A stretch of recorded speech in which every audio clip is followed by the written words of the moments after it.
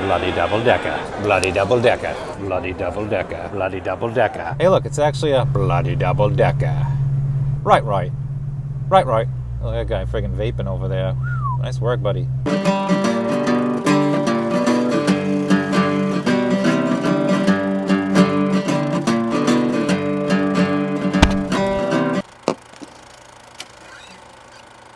Oh, you better be alert. I might just throw a random fry in the middle. Oh, who's faster? That was good. There she is. Aprilia RS660. Bloody double decker. It's a parallel twin 660cc. It's 100 horsepower with the crank.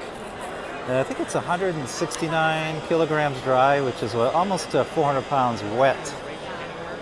I like the bodywork. I hope that when they update the RS4, this bike inspires that bodywork, because I think they did a really nice job on it. It's got this textured subfairing, which is kind of funky. Reminds me of like a Nike sneaker.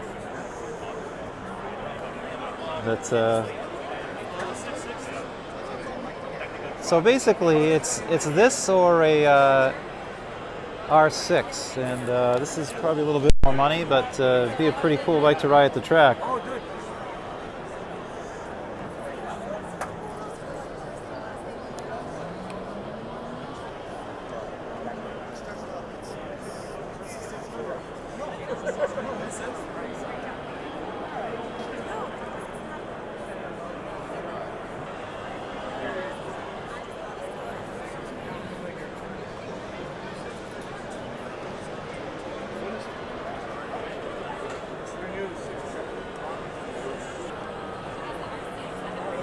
They've got the same texturing on the swing arm here.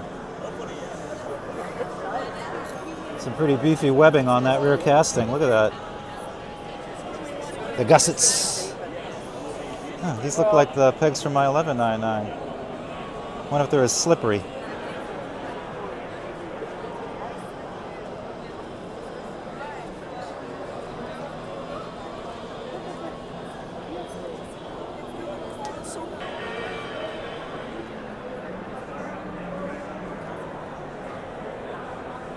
Right.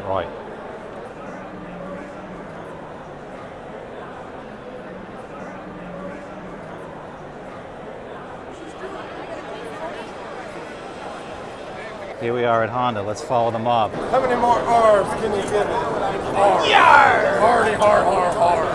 Ah, there she is. 2021 CBR 1000RR Fireblade SP. That's a friggin' mouthful. So in Europe, it's actually a 2020 model, but in the United States, it's a 2021 model. It actually gets the Brembo Stylema brakes that are featured on the European Superbikes. It obviously has these wings here, which are all the rage now. I'm sure active aerodynamics will be next. So the bike is all new. It's narrower. It's actually 0.63 inches higher. It's got a 2-inch longer wheelbase. The swing arm's 1.2 inches longer. It's actually 10 pounds heavier in wet weight than the current CBR 1000RR. It's 443 pounds wet. Now, I think a lot of that has to do with the catalytic converter for the Euro 5. It's probably a lot of weight just in that. The engine is actually a stressed member, so you've got a bracket that's attached to the rear of the motor that the swing arm attaches to here. It's still an inline 4-cylinder. Honda claims 215 horsepower with the crank and I believe about 85 foot-pounds. A lot of people wanted the V4 configuration from the 213V MotoGP bike, but Honda's gone with their tried and true inline 4-cylinder, their bread and butter motor. And the bike is really impressive in person. I wasn't like super thrilled with it when I saw it on YouTube. But seeing it here, especially up against the current Fireblade 1000RR, it's a huge step up, a giant step up. You get HID headlights, which are pretty compact. Bloody double decker. You get this resonant air intake here, which is pretty cool. The front of the bike has the whole like Pacific Rim thing going on. That Akrapovic system looks pretty sweet on there. Nice detail on the welds there. Similar fuel tank cover to the R1 and the Ducati V4. So you also get Öhlins electronic suspension. Oh yeah. Yeah, the actuation's really smooth, super precise. And the welds look pretty nice. If you look over the bike, you see all kinds of interesting details. Honda's done a good job of putting a lot of work into the aesthetics of the bike, which they have to. You know, let's face it, they're competing now with some of the European exotic superbikes. So they've relocated the ignition cylinder from the front frame to this side mounting here. So it looks like it's a fob type ignition, and that's to free up the airbox. Sleeves is a key for the gas tank. Pretty good quality buttons. Yeah, better than the Ducati anyway. So in June of 2020, when this bike is released, there will only be one per dealer, so you better get your name on the waiting list. So come this summer of 2020, when the new CBR 1000RR comes out, you can actually still buy this bike here. This is the current CBR 1000RR. And that's to be cost competitive, because now Honda has jumped into the 20,000 and up exotic superbike territory. Oh yeah. It's Marc Marquez's 2013 Honda RC213V. 353 pounds with a full tank of gas. 248 horsepower, and oh yeah, the undertail exhaust. Oh yeah.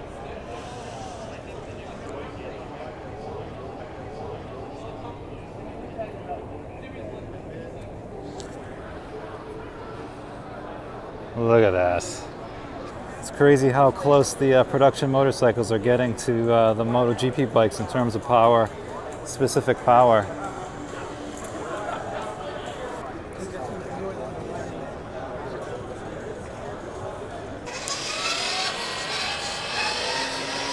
Cool. That guy hasn't pulled a wheelie since the Eisenhower administration. HP4 race. It's not an HP4 race. I just like saying HP4 race. Right. So S1000RR. This is the M edition. We got these nice levers. I was just playing with these babies. Oh, look at that. Pretty slick. Got the M seat. This thing is like rock hard. One or two. They're recalling it because they forgot to put taillights on it. There you go, so you need two.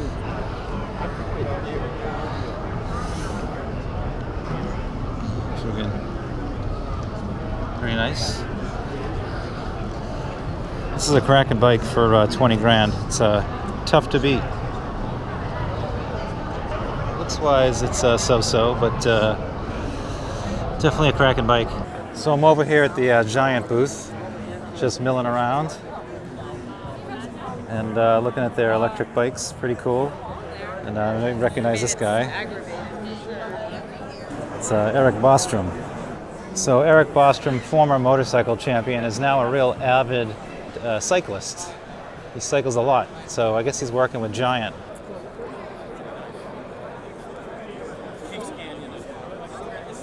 So here's the new V2. They finally put Ducati finally put the L2 versus V2 moniker debate to rest. So the V2 gets last year's V4 bodywork, and obviously the V4 gets the full R treatment with the side heat extractors and the wings. I believe this motor is Euro 5, but they've actually squeezed another 5 horsepower out of this Super Quattro. But because it's Euro 5, it actually washes out. I think it's 155 horsepower with the crank. So you even get the V4 tail lights. I really do like this Watts linkage. People don't like the side-mounted shock, but I think it's pretty cool. And it's good to see they're still making a V-twin powered sports bike. Sportbike. So Ducati actually revised the traction control system on this bike.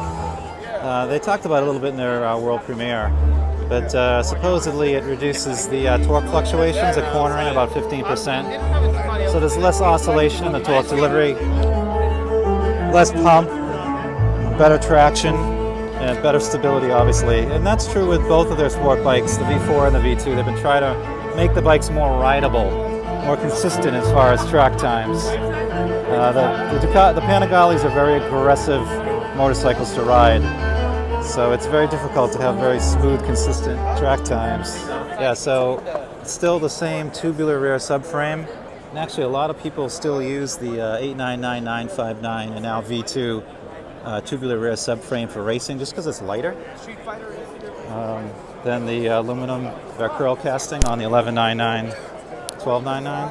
If you're looking at a GSXR 750, this would be a good bike to test ride. It's still pretty cost competitive. You also get a single-sided swing arm with the V2. All right, let's sit on this baby. Yeah, it's pretty much my bike. I'd say the bars feel a little bit wider, actually. It's pretty comfortable. This stock seat is pretty much as comfortable as my Ducati comfort seat. Oh yeah. The old Panigale gas tank here. So it carried over from the 899, 1199, 1299, 959. It's obviously manual suspension adjustments. They've updated the controls, so it looks like the plastic moldings have been updated. Switches feel a little cheap. Actually, the start switch feels pretty good. But I like the old Hideaway start switch. Now, these feel a lot better, actually. Yeah,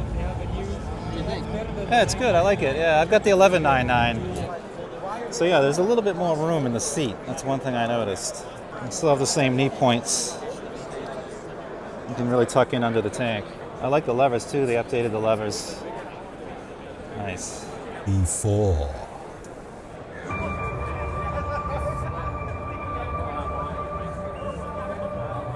So this bike's been accessorized. Got the Speciale grips here. You've got this carbon tank cover.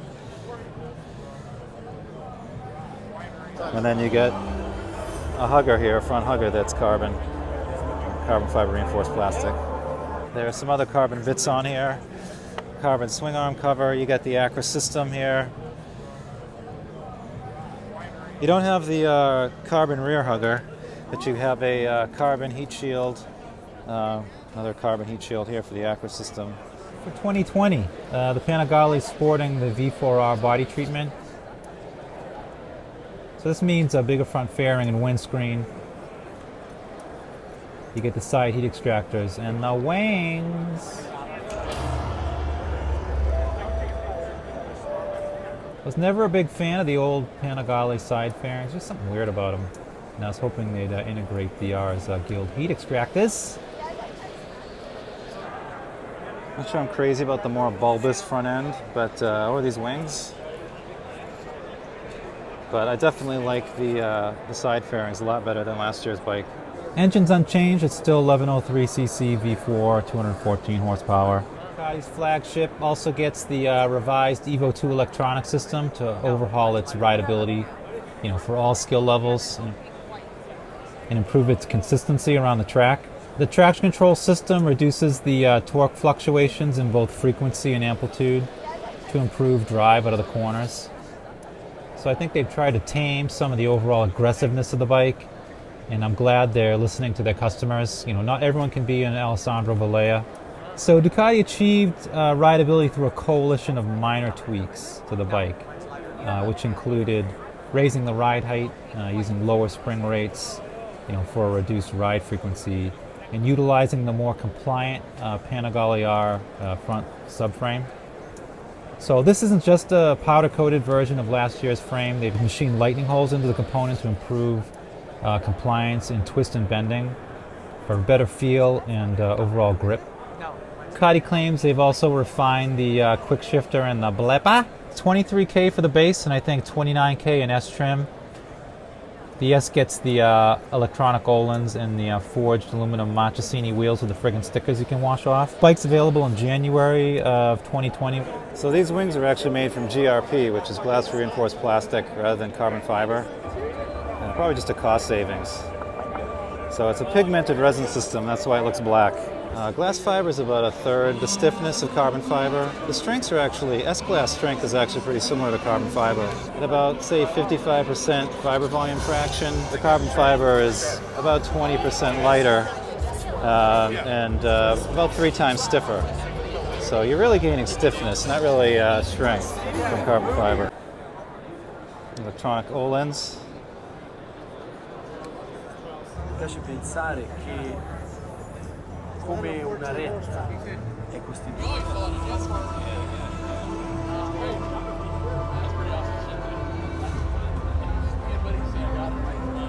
That's a lot of horsepower. Believe it or not, this is a Yamaha R3. No joke.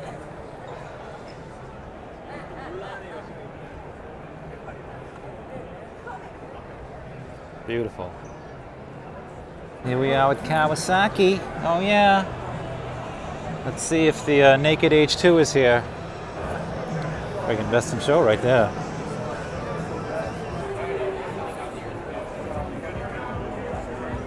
So we got the trifecta of H2s here. Got the H2R, the Z H2, and the H2 SX down the end there. Look at the carbon fiber. Oh yeah.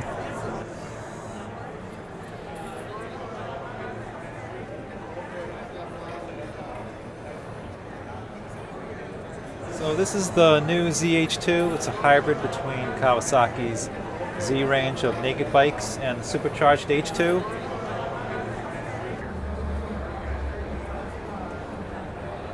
That's part of these air intakes right here. How cool is that? This supercharged motor is actually down a few ponies compared to the H2. I think it's 197 horsepower at the crank and 101 foot-pounds. It's basically the same motor that's in the H2 SX, but the ZH2 gets its peak torque 1,000 RPM sooner, I think at 8,500. It has a new steel trellis frame, and actually it has a double-sided swing arm as opposed to the H2's single-sided swing arm. So you can see it has a different frame than the H2. Now, this is an H2R, but you can see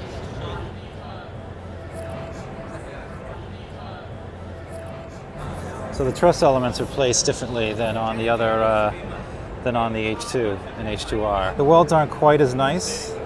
This is kind of an abortion here, but so obviously the welds aren't as nice as the H2 and H2R or the SX.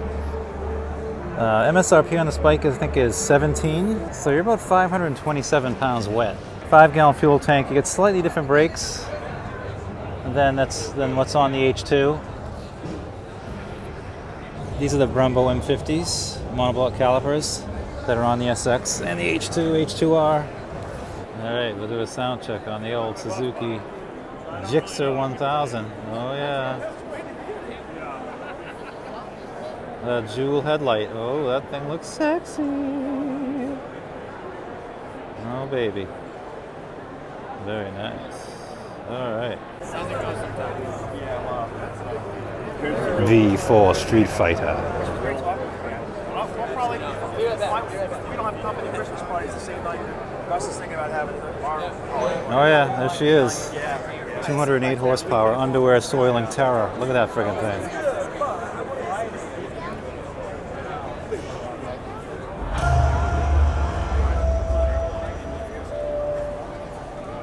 Winglets, baby. Climb on this thing here. Oh yeah. Oh, they got the bars turned a little bit. Still have a little bit of a lean forward, but it's way more upright than the V4 Panigale. Oh yeah. Yeah, plenty of room in the seat. So this has the same Evo 2 electronics revision that the V2 and V4 have, V4 Panigale. And seating position is a little bit more upright than the 1098, but you still have that same ergonomic position. Very similar lean to the 1098 where you lean forward. The front end is hunkered down and the back is jacked up. But the bars are much wider. So it's the same 1103cc V4 engine from the Panigale, but it's down 6 horsepower from 214 to 208. So 208 horsepower, 90 foot-pounds of torque. But with the Acra slip-ons, you're back up to 216 horsepower. And with the full system, you're at 220 horsepower. So 379 pounds dry, 220 horsepower. Ducati claims it's the highest power-to-weight ratio in its class. Oh yeah, I think it's friggin' mobbed right now. They have to come here around lunchtime when they start serving the $15 hot dogs. This place will clear right out.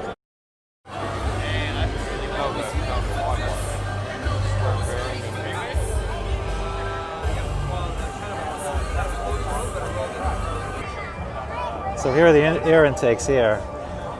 Here, here, here, here. I was trying to figure out where the heck they were. There's nothing underneath here. This is solid all the way under. See the HIDs right there? Oh yeah. V4 Streetfighter. There's your oil level there, which is nice. You can in plain sight. Whereas my bike, you have to look through a hole in the fairing to see the oil, which is a pain in the ass. You have to balance the bike with one hand and then crouch down and look in there. We've got a steering damper here. No, I think Ducati's switch controls are fairly cheap. The Japanese controls are so much nicer. I mean, it does the job, but it does feel kind of cheap.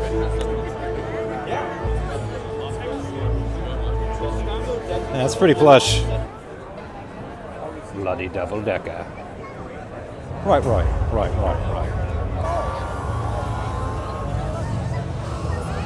Oh, she's a beauty.